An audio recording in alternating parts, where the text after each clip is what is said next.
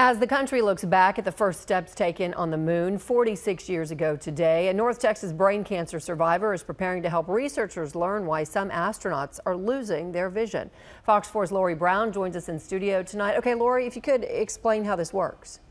Heather, there are about 100 cancer survivors in the country who have something called an Ommaya port in their brain. It was put in to deliver chemo, and now that same port can be used to study pressure in the brain of patients willing to become weightless. A lot has changed since this moment 46 years ago today. Trips to space have gone from 1 week to 1 year. There are a lot of factors here that can affect us on a genetic scale. For instance, while researchers are closely studying Scott Kelly, they can't study what's going on inside his brain. That's where people like Dallas resident Trent Barton come in.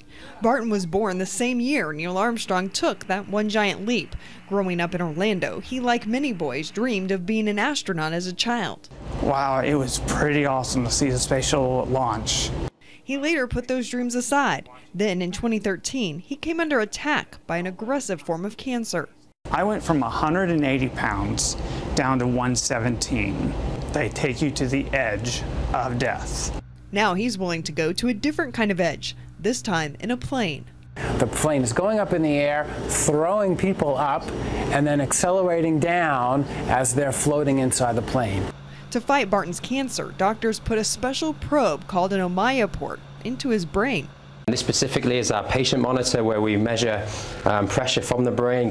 The port can allow researchers to study the effect of weightlessness on vision. Astronauts on the International Space Station are losing their vision, and some of them are actually losing visual fields. Dr. Levine, in partnership with Texas Health Resources and UT Southwestern, is heading up the study. The first flight last year turned what some scientists knew on its head, raising confidence that a fix for the vision problem is within reach. Blaine Porter was one of 4 participating cancer survivors on that flight. Start at the top, you go to the dive, you come up and over the top. And he says they want to do that 40 times. The flight lasted 3 hours, and Porter doesn't like roller coasters. Jesus tells us to love our neighbor, and so that is the main reason. For Barton, it's a chance for a childhood dream to come true. So my son comes in and I'll say, hey, you're talking to a junior astronaut now.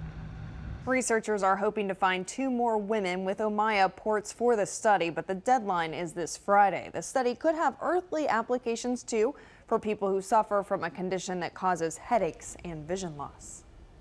All right, Lori, thank you.